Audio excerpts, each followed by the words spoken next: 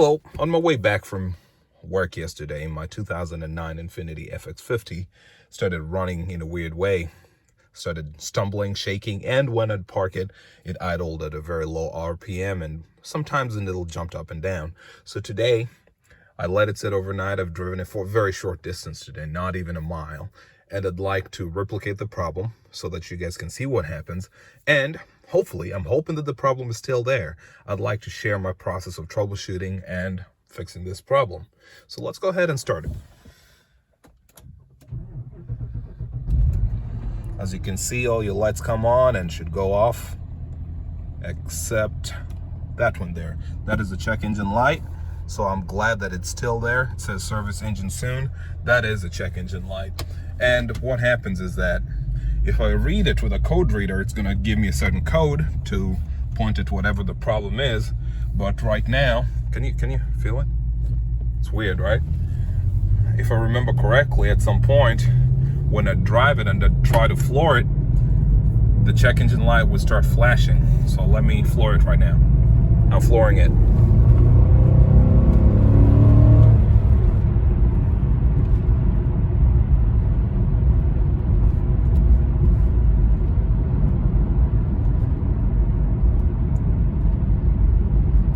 Okay, I've been trying to keep count of what the number flashes, but I'm not 100% sure right now how many times it's flashed.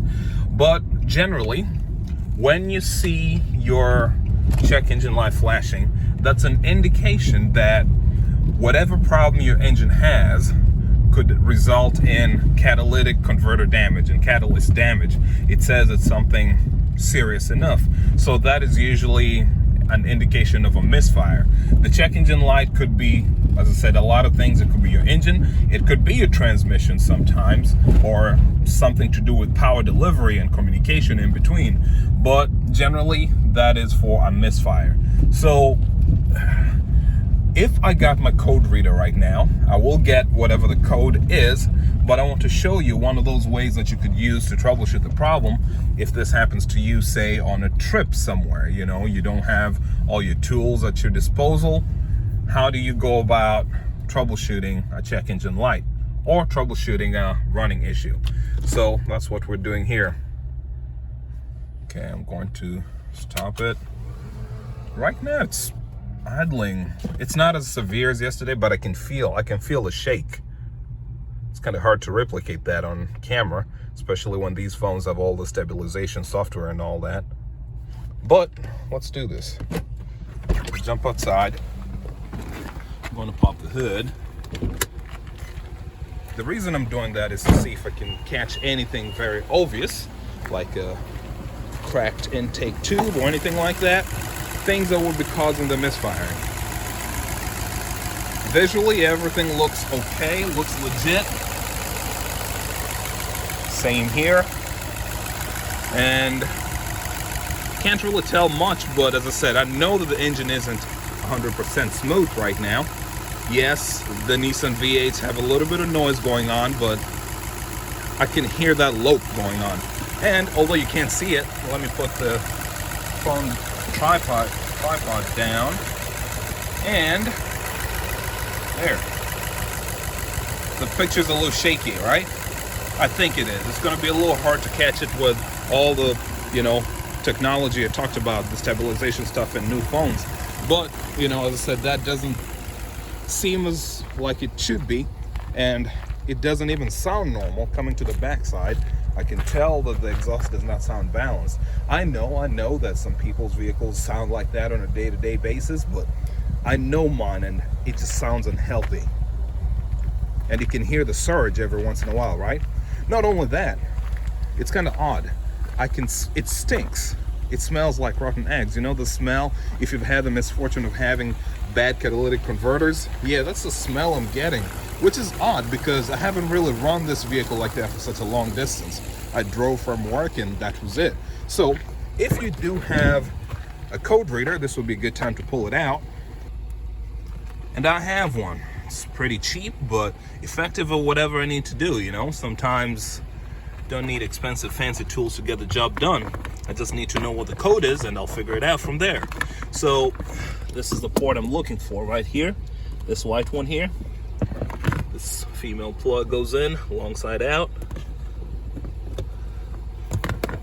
Set it around.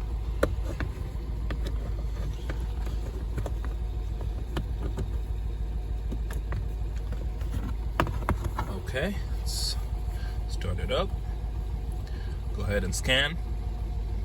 4 codes. That was quick. P0300. Okay. 301. 300. 1421. Those are pending, right? And the MIL, that is the maintenance indicator light, which is the check engine light or the service engine soon light, is on. That is correct. I'm not going to read all the other stuff. I'll just leave it there for now. And I'll actually leave it running. No, I'll unplug it. Don't want it to drain anything if I turn it off. All right, let's go ahead and get a pen and write down whatever we've seen, whatever came across. P0300. Solid code. P0301. Solid code. P0300. That's a pending code. Actually write that. And then we had P1421. Okay, that's a pending code. So this one right here tells me I've got a multiple cylinder random misfire. This one here says cylinder number 1 is misfiring. Okay, this code is pending. This one here, if I remember correctly, that's actually a code to do with cold start control, which is a funny thing, and that's again one of those reasons I've referred to in other videos. I wanted to get this car to do a long-term oldest car review on it, and it's funny, it seems like whenever it gets very cold we get cold start control issues, in that it just doesn't know when to calm down, when that RPM should drop and things like that. And when I discovered that I had an aftermarket thermostat, I said, hey, maybe this will solve the problem, but apparently not. So, but this is a story for another day. Let's deal with the misfire codes. Misfire codes, it tells you what your cylinders are, right? Or at least it tells you which cylinders are problematic. And here we've got a Nissan V8, and sometimes people get confused, right? Because maybe you're familiar with the VQ35 engine or VQ37 engine, and you're thinking the layout is the same and things like that, but it gets a little, it's not too confusing for me. I mean, it's something that you do learn, and the manual actually tells you what's cylinder is 1, what's 2, and in this case, this is your odd bank, this is your even bank. So number 1, 2, 3, 4, 5, 6, 7, 8. And sometimes the injector tabs usually have like tags with cylinder numbers, but maybe not today. Maybe not today. But while I'm here, I noticed that this one has been numbered 4. The other one has been numbered 3, 1, and I can see the 2 over there. See, it's kind of confusing. And yeah, same here. This one's been numbered 1. This one's been numbered 3 over there. And I do understand why, because I know that the spark plugs were changed at some point, and obviously for good reason. This person kept both the coil pack and the plug, those are both numbered, so that so that they don't cause confusion on the way back in. The reasoning is fine, but let me go ahead and, as I said, do the right way, just so that we don't get confused over here. I usually do this to indicate the front. So this is the layout, right? So number 1, it's telling me that my problem cylinder is right here. Let's go ahead and do this.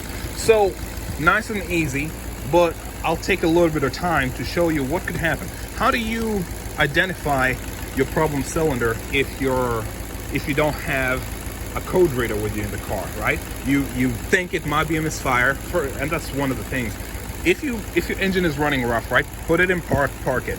Is the condition still there? Okay, then it's probably an engine problem, not a transmission problem, right? Then one of the things, as I said, you start with a visual check, trying to see, do we have air losses and things like that. If it was that bad, it would have been running way, way worse. But right now it's telling us 1 out of 8 cylinders are misfiring. So let me show you one of the ways people usually do. So identify them. Well, maybe I should talk about it. Here's the theory. The theory is that if you've got one cylinder running badly, or multiple, right? If you disconnect the electrical connector, no change should happen because that cylinder was running horribly in the first place. However, if you go to a good cylinder and you disconnect the electrical connection to the coil pack, the engine is going to start running a little worse. So maybe the RPMs are going to increase because you've changed something about the way it was running, okay? So I know that this one is a problem, but I'm going to show you with a different one. I look for one that I can get to a little easier, and this one looks like the easiest of them. So thankfully we have a dual intake system, which is great for performance, but for things like this, it's all over the way now. Okay, let's go for this. Hope I can get my hand in there. Okay, that's coil pack number 7, labeled 4 over here, which is okay. I want you to feel what happens when I disconnect it. Okay, pull. I thought I disconnected it. Did you hear that? See that? And you can see the image moving. The engine is running worse. Let me plug it. Here it is. Let me plug it back in. And there you go. It's back to being calm. Okay, great. So here's number 1. We can play the same game, but we kind of have an idea what's going on already. But I like experimenting with things, so let's pull it and see. My expectation is that nothing will change, but let's do it. Boy, it is tight.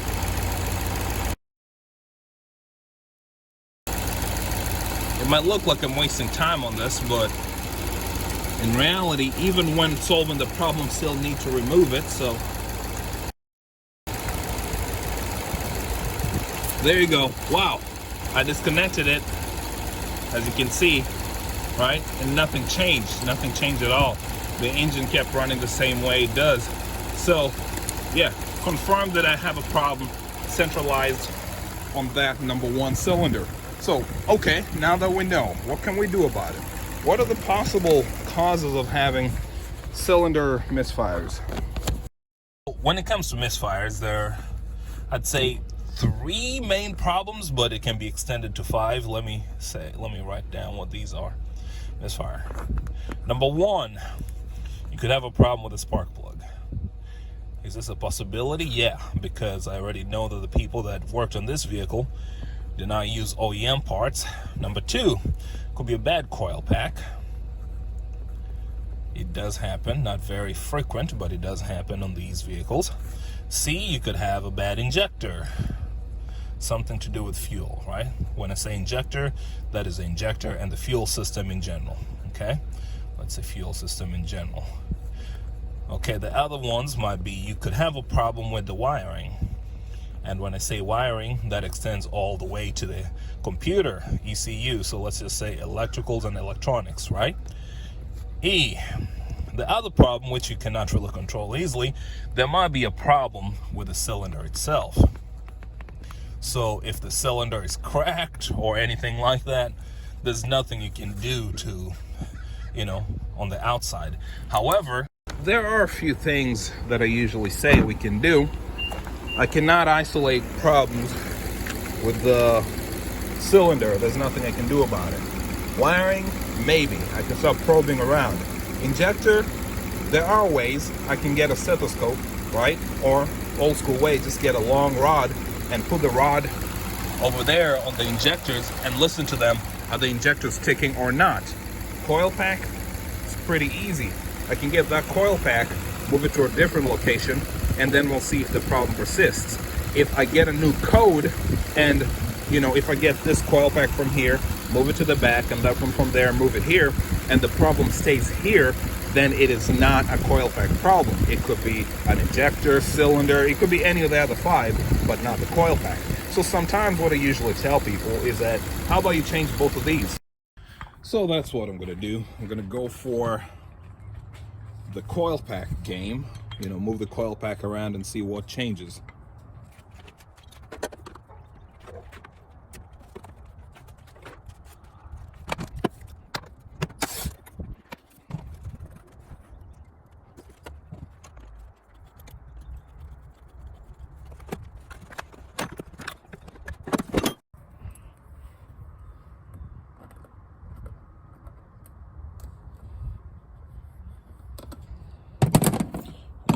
this nice and tight so it doesn't break.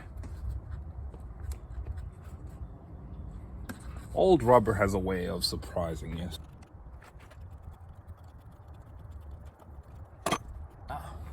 There you go. Nice and easy. So now I have a little bit of a cleaner path to the coil packs. It's not 100% clean, but it's a little better. What I'm gonna do,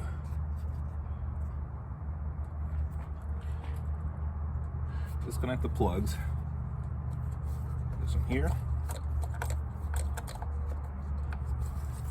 Disconnect this one here.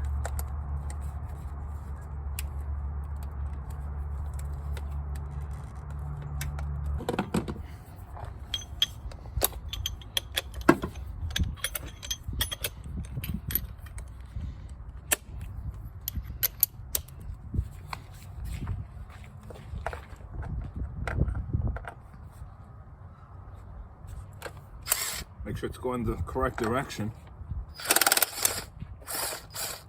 Okay, if I can get this one. It's a little difficult, but I'll get to it. How about let me try this one here? Can't even get to it. It's great.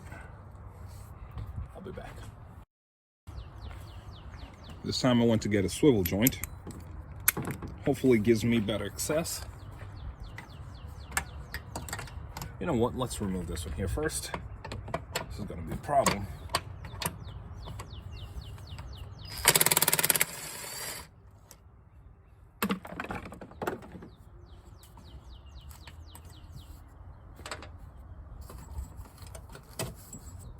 Okay, great. Now I can move it a little more. If I remove this plastic, I can move it up and out of the way, but good enough.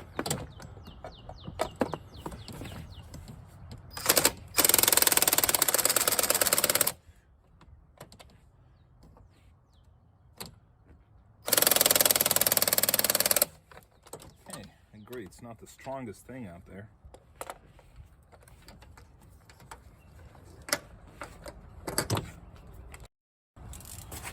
So I'll go ahead and use something a little stronger myself.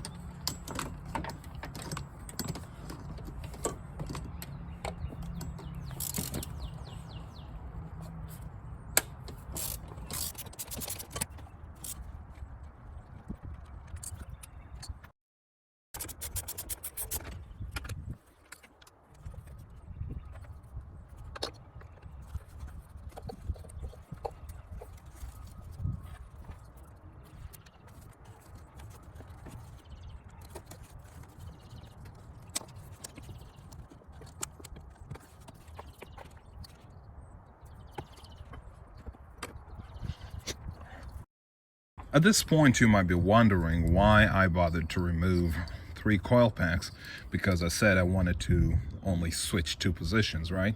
Well, in reality, I want to deal with 3 positions to save myself some time.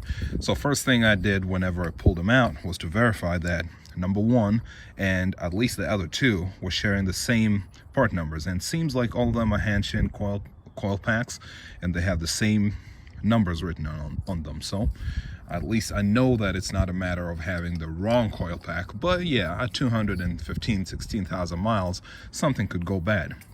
So what I'm gonna do for the coil packs, this is what I'm gonna do. I'm gonna switch them. I'm gonna do this, right?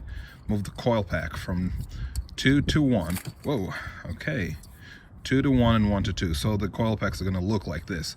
This is going to remain in its same position, but these 2 are gonna move, okay? So this is what we have right now. Coil packs, spark plug, right? So I'm going to move 2 to 1 and 1 to 2.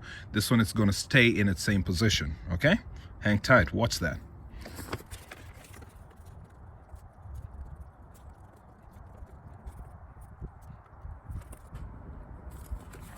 Okay, so this is what it looks like right now, and this is what it's going to look like afterwards, right?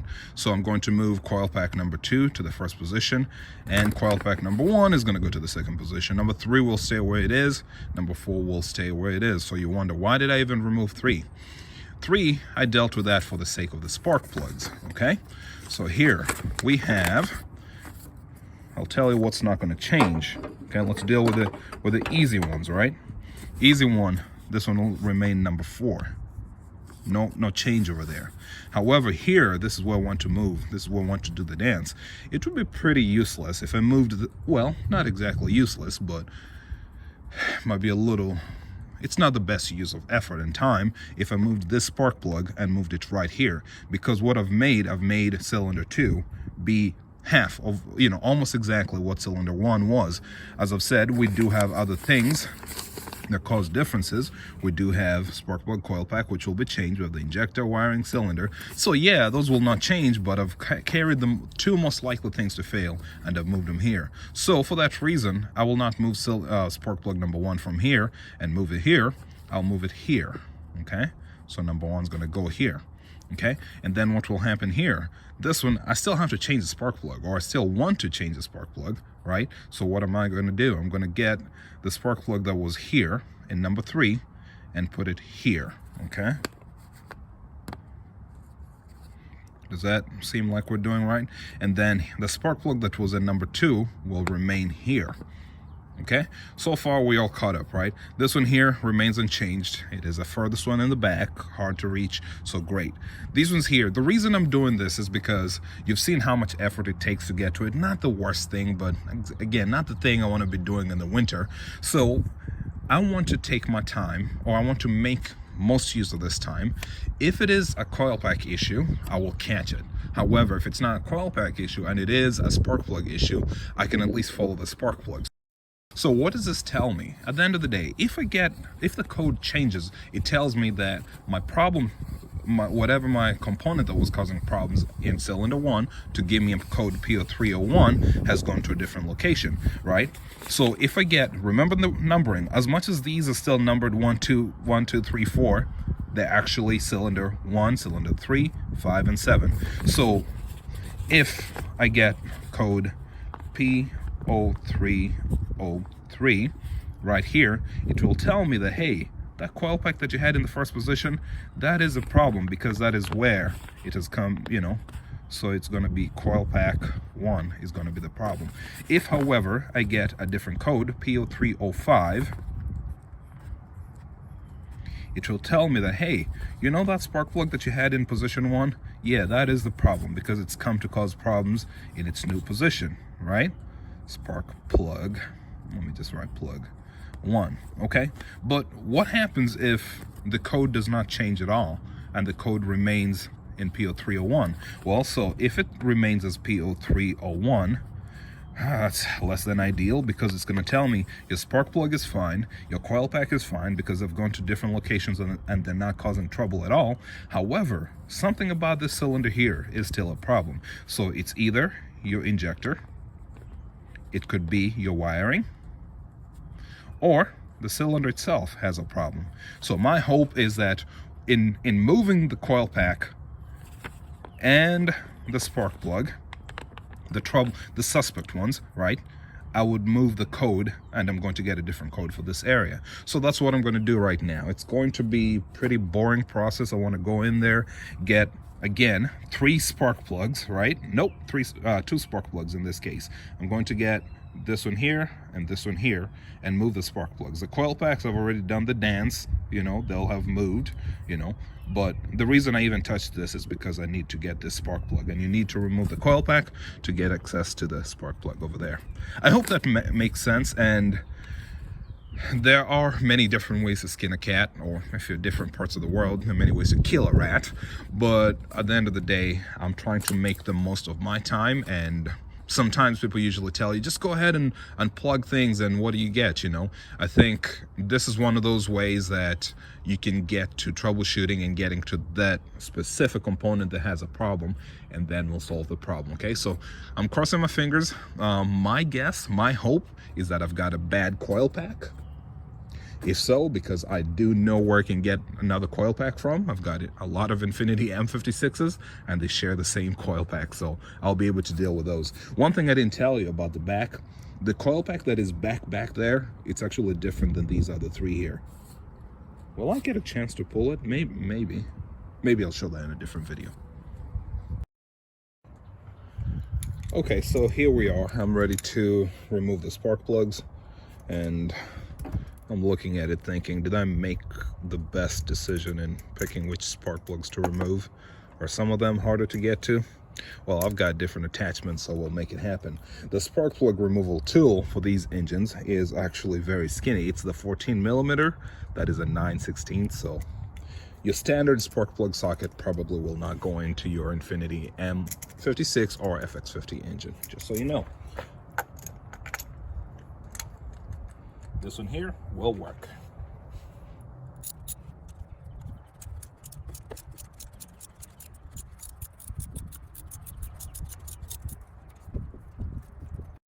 Because that wasn't a proper spark plug removal tool, I need something with a magnet, or magnet and claws. Here we go. Okay, the spark plug looks to be the correct OEM FXE22HR11. That is a correct OEM spark plug, but look at it. Isn't it, right? Iridium. It's just that, let me check something else on it. Can't call it good without doing a triple verification. I'm going to check the gap. The gap is supposed to be 0.043 on Nissan engines.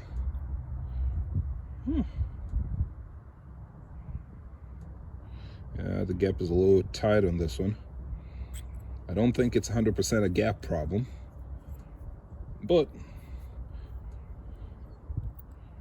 since this is the, it's got two, can you see that? It's got a tip on the top and the bottom. You're going to be careful about how you gap them. Yeah, it's not too bad, honestly. It's not too far off.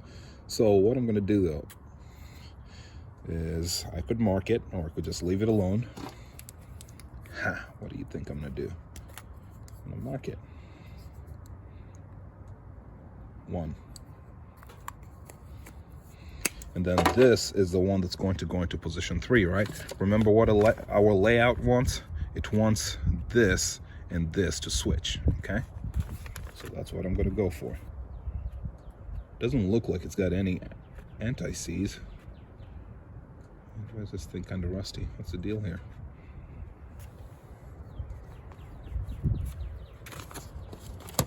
Okay, let's go ahead and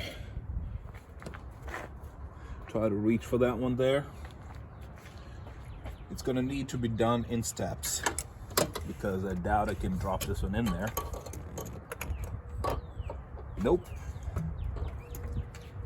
Well, if I can do this, I'm going to change my plan. Well, let me just stick to my plan. Look at that. We got a little bit of oil. See that? So I know at 200,000 miles, I know that my coil, my valve cover is going to need to get replaced at some point. And these are made in an interesting way. It's not just about the, I've shown you in a different video that usually one way to know about your valve cover leaking is that you look at this right here, right? But no, the way these valve covers are made, this part will never get oil at all. Not for these engines. But down here, you can get oil in. Actually, yeah, there is a little bit of oil. Oh, there you go. But not enough. It's not like it was sitting in a pool of oil, right? Not too bad, but. So here, what we're gonna do is do this in steps. See how long this is?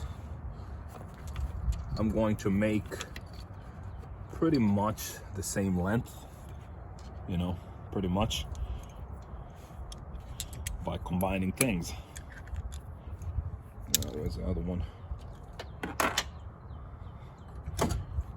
This length right here. Once I combine those, it's not the same. Okay, what one's missing? What's missing here? This is big to big. No, that's not going to work. That's not what I'm trying to do. There you go. Yeah, I can tell this is going to fail. This is not going to work the way I intended it to be. Let's just go. We'll see what happens. drop it in there. Okay, and now that that's been dropped in there, I'll follow with this one.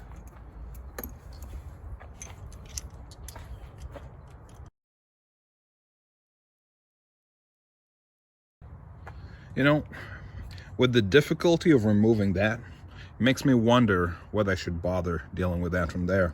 Something tells me that I'd be better off dealing with this one here. So there's going to be a change of strategy. Instead of moving spark plug number 1 to this location, a little hard to deal with the tools that I have, I'm going to move it here. And then this coil pack 1 is going to move here. Make sense?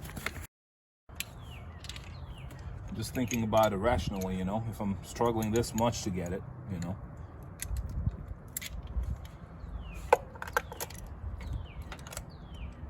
There you go. How much easier is it going to be once, if it turns out to be a spark plug problem and I need to replace the spark plug again, you know?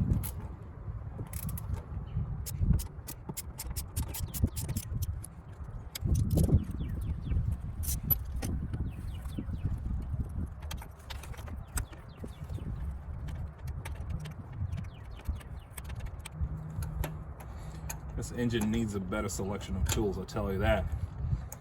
Otherwise, you'd be stripping things in here. Okay. It's out. Seems to be the correct type of spark plug. A little juicy as well. A bit of oil here and there. A little bit of oil inside that I'm not sure if it was on the outside and just dribbled down when I unthreaded it. I'm going to check the gap as well. It's always good practice to do that. Yep, gap looks close enough to where it's supposed to be, so I'm not too concerned about the gap anymore. But as I said, just part of doing my due diligence. Okay, cap's still there. It's good. All right, so this is number 2. And as I said, what I'm going to do is put number 2 in the number 1 location and then see what happens.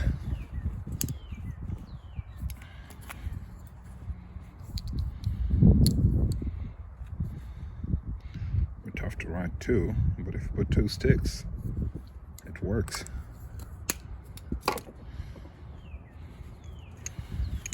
So I'm trying to reduce my burden when it comes to editing the video. I'm going to put things away. I'm going to put the camera away. And next time you see this up, I will have done exactly what I promised to do, which is switch the spark plugs and then switch the coil packs over, one over. Okay? I need to find my tool, the one that I dropped in there and all that good stuff. So give me some time.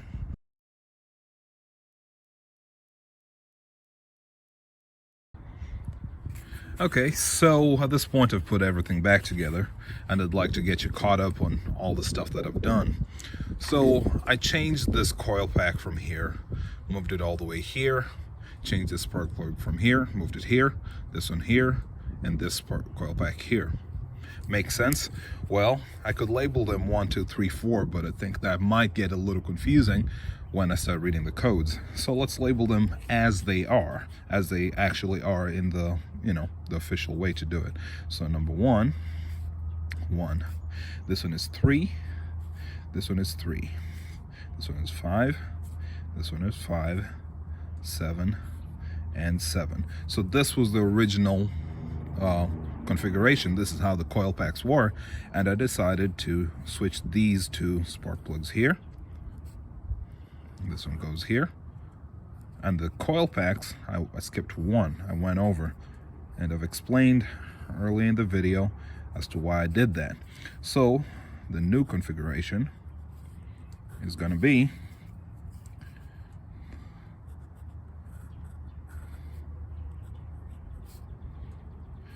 and the reason I call it new configuration is that I'm going to run the engine again, run the car again, and we'll see the codes that come up, right?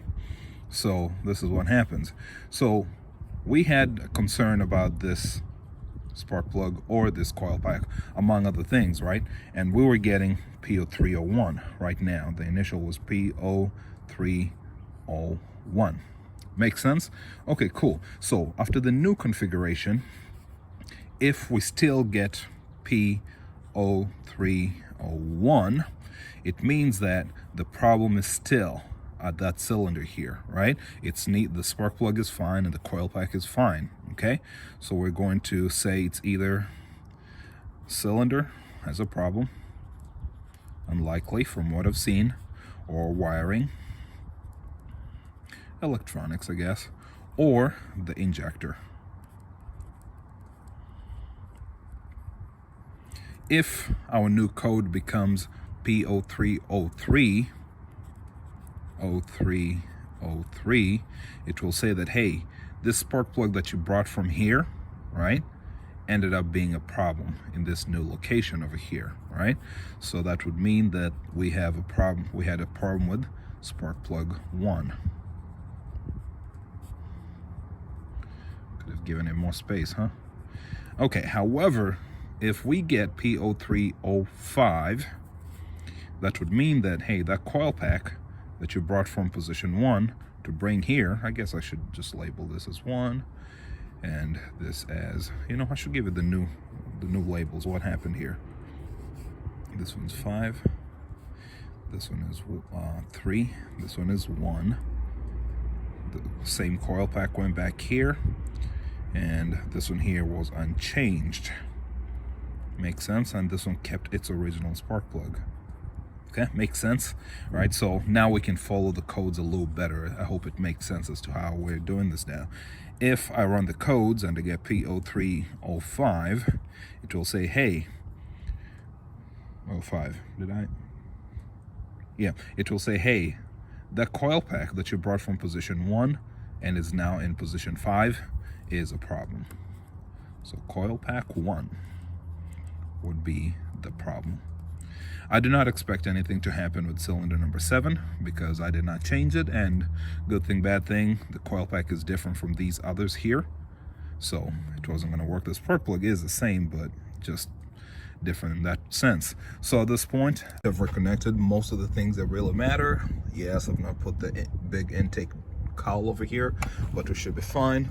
All plugs are in, all joints reconnected, all electrical plugs reconnected, and I made sure that everything clicked back in place, so we should be good. I'm going to go ahead and run the engine, and instead of doing that unplugging test again, I'll just go ahead and, you know, start the car and use my code reader this time.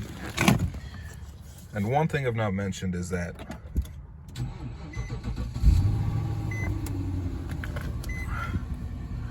feels a lot smoother, but I wouldn't say it's 100% smooth.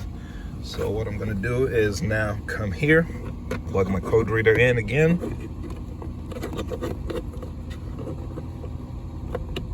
Yep, I felt a stumble, so that's good. Okay, read it again. So at this point, I haven't mentioned something that I never erase my codes, at least until I make this change, right? Still there, 301, still 300 pending, 1421 pending. So you could, if you wanted to, erase your codes. Let me run it a little bit. Thing is, it takes a few cycles to catch and become a problem. I could do the sensible thing, I guess, which would be to erase the codes and then come back and do it again. Let me just turn the car off. As I said, sometimes it takes a few cycles to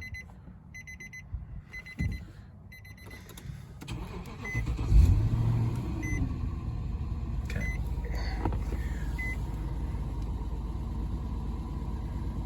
I'm reading it again. 300 still there, very solid. 301. So it's saying, well, you know what? Let's do this. Let's erase. No, before I erase, let me do this.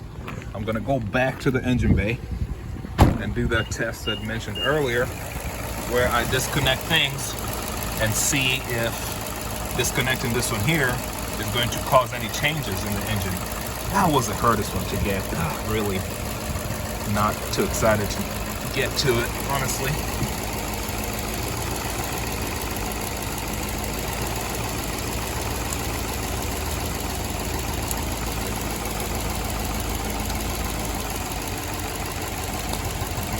It got worse. So we're fine. It got worse when I disconnected. Did you hear that? Well, take it from me. It did get worse. Let's try cylinder, the second one. If it's here, it becomes a spark plug issue. Oh, man.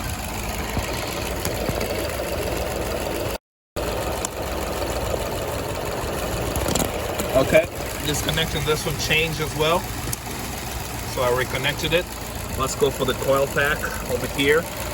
Position 3, which is cylinder number 5. I'm going to go ahead and disconnect that and see if anything changes.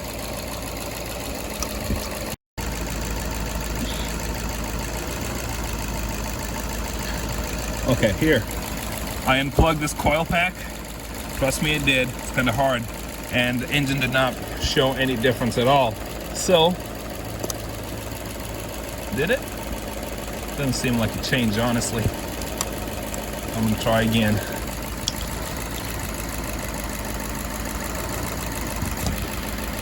Well, no, I do. I trust myself. So what I'm gonna do is this. Now that I've done my little test, I'm gonna go ahead and erase the codes.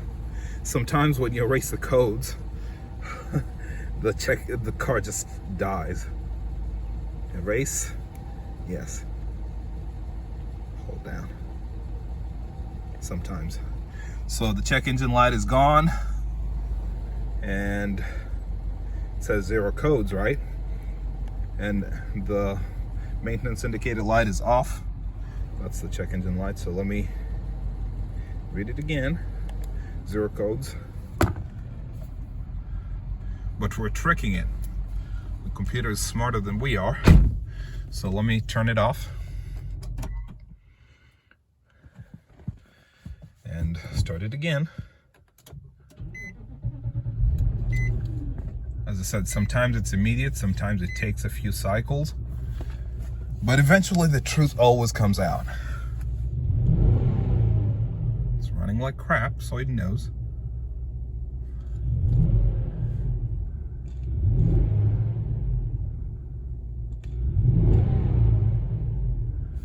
So with that, I'm gonna read it again.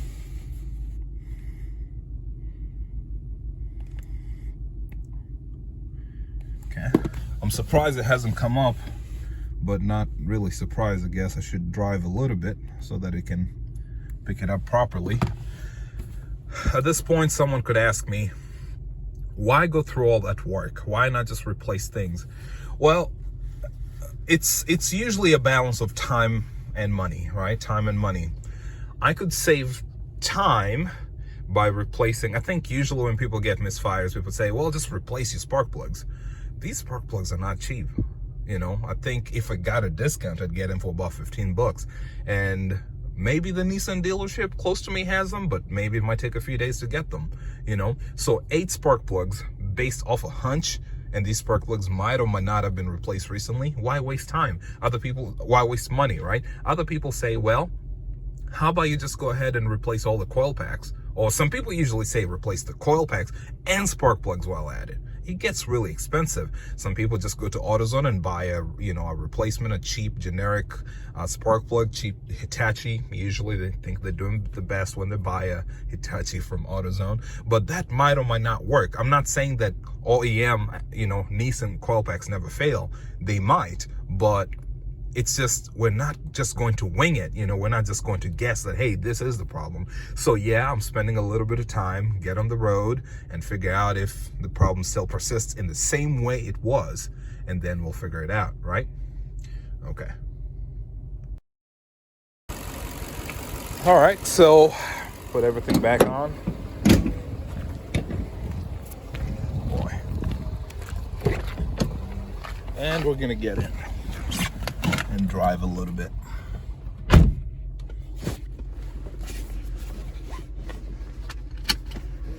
I know it's not running right. It doesn't sound good, but if the code hasn't come on, well, you know, what can I do about it?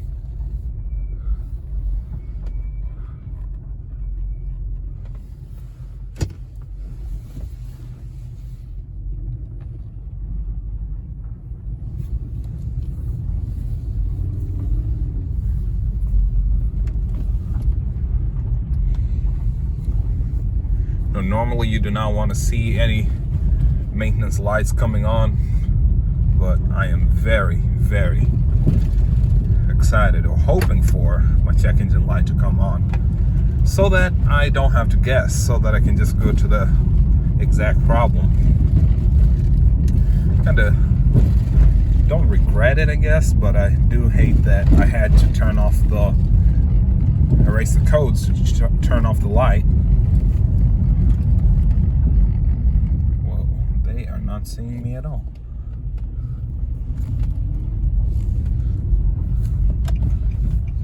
I'm gonna drive the same way and just, you know, give it some gas. I'm flooring it again. There you go. Nice. 4, 5, 6, 7, 8, 9, 11, 12, 13, 14, 15, 16, 17. So that's the goofy thing about trying to count the patterns. The first time the check engine light came on or flashed on, then it went off, it did it 7 times, and I was like, okay, that's got to be code P0301, cylinder number 7. Okay, great. Next time it was like 9 times, and I was like, well, I definitely do not have 9 cylinders. Then this time you've seen how many times it's flashed, so it's interesting. So what I'm going to do, keep driving. I'm not going to floor it again, but I'm going to park on the side of the road, just right here, and read there you go, and read the codes. Don't even want to care about counting it again. Okay, one code, P0305. What do you know? Did I not call it? Got a bad coil pack. I'm excited.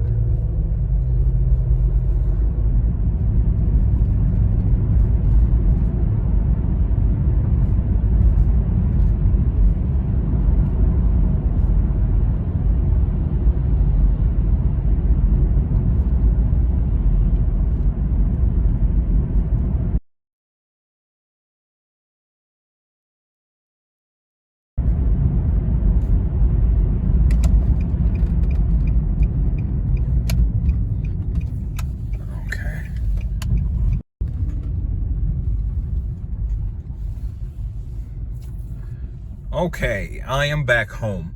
The check engine light is still not on. However, we do have a code, right?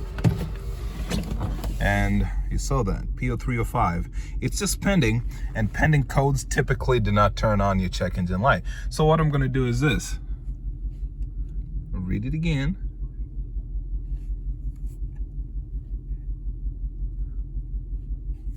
One code. I'm gonna turn the car off and then turn it on again.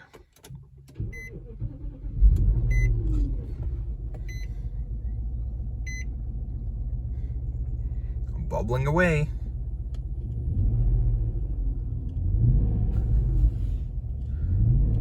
It's a pending code. I know if I keep running for a while, it's gonna do it, but how about this? Let me just go ahead and replace that coil pack because I do know what the problem is. Okay, so here it is. I already removed that coil pack. Thankfully, it is labeled very clearly with that 1 on it.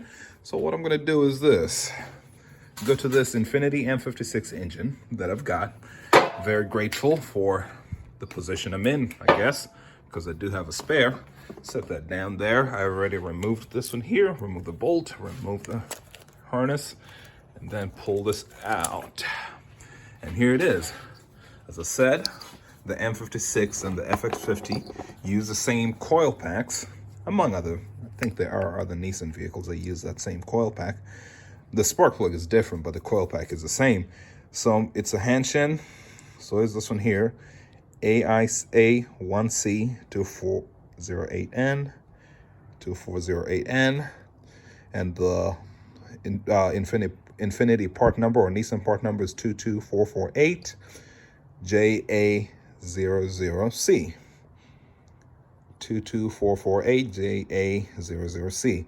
This number right here is going to be different. The lot number A313. This one is going to be different because 0528. All the other ones on this engine should say the same number.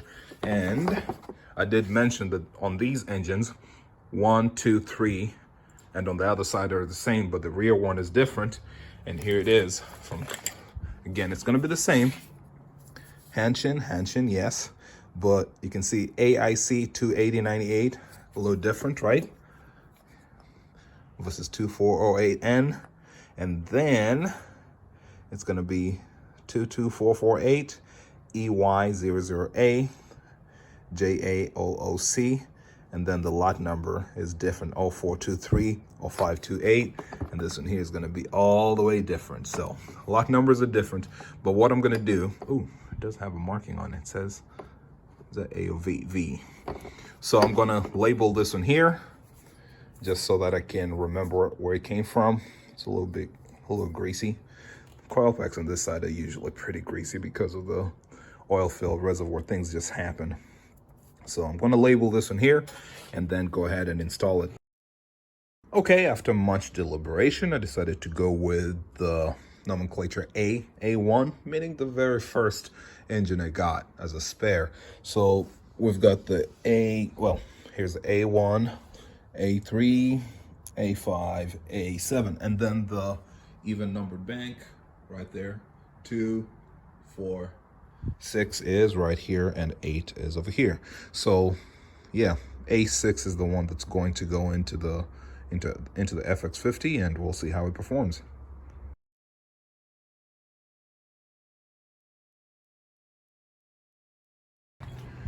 So once again, I'm standing in front of you guys, shutting the hood, and we're going to start the vehicle again. Why did I do that? I don't know. Because I don't know if I'm fully sorted, but I feel like it's going to run much smoother. Let's go ahead and start it.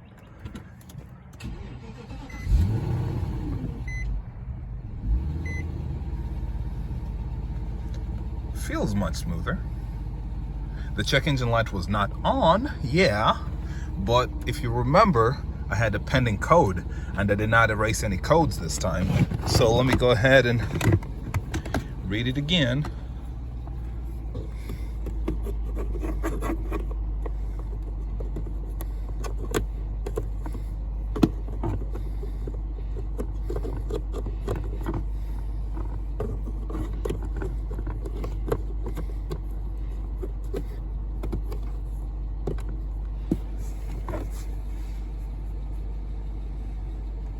Says one code, P0301 pending. I know it's not an issue because there you go. That's more like it.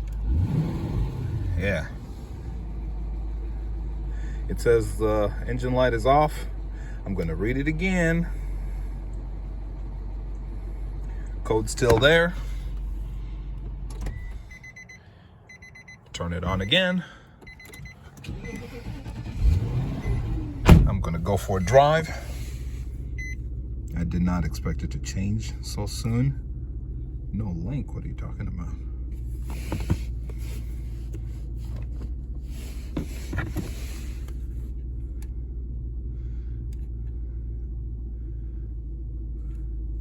Okay, so I'm gonna go for a drive and then we'll see if it still comes, if it still stays around.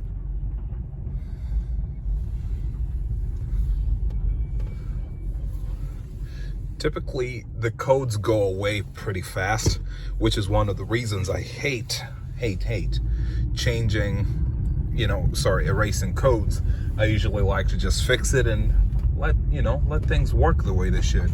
So in this case, I suppose playing with the code reader, it's just an additional tool towards telling you what your problem is, because you might have seen I already kind of knew my problem by playing that, unplugging in musical chairs with the coil packs and spark plugs. I already had my answer even without the code reader. The code reader staying around for a while, it's just saying, hey, just so you know, this is where the issue was last time you checked before you erase the codes. If I erase the codes again, I can get, it will pretty much have 0, but I don't like that. I just like showing the history of everything. I like my car to tell me, hey, last time we did this is what happened. Hey, oh yeah, this is where I was trying to floor it and it wasn't moving, so let me floor it again. There you go. Do you see that? Enough for my slip light to come on. Yeah, that's what I expect out of this. Much better drive. Much better. So I'm gonna go around just the way I've been doing it. It feels much smoother, and I'm sure when I get home and park it, the idle is gonna be much smoother. What I don't know is the long-term effects. As I said, I did not really drive it for such a long time, but the fact that I could smell that the catalyst, the smell you get from damaged catalysts, I could get that. I was smelling it at that point. It might just mean that, one, your fuel was not burning properly, so that's why, it was bypassing the catalyst. Or usually what happens whenever you have a misfire, especially with your coil pack or your spark plug, you get a lot of fuel. You get extra fuel dumped into your engines, and that causes running rough. And number 2, sometimes that fuel ends up sitting in your catalysts, and when the hot gases pass through, your catalyst could overheat. When you have more than one cylinder in a V8, when you've got more than one cylinder running rough, especially on one side, you are very likely to find an overheating or a glowing catalytic converter. In my case, it was just one, and as I said, it wasn't so long, but I could smell it. So what that means is that sometime in the future, a known distance in the future, I might get a code for my catalyst on this side, which was P0, which is going to be P0301. Personally, I do not intend, if it gets that problem, I will know what caused it, right? But catalyst issues usually come up if you've been running your vehicle for a long time with a misfire. Mine was such a short time. I do not expect it to be that bad, but as I said, if it does happen, there'd be no surprise, Okay, so I'm gonna scan it again. It says one code still. I'm gonna turn it off. Turn it on again. Scan it again. The code's still there. So thing is, I know that I don't have a problem, so I'm not too concerned about it. If this thing changes by the time I'm still working on this video and editing it, I will come back and say, hey, here it is without erasing any codes. This is what it looks like. This is what our new codes are. But for now, I'm going to leave it just as it is, and we'll deal with it later. Okay? Hope that all makes sense. We'll catch up later.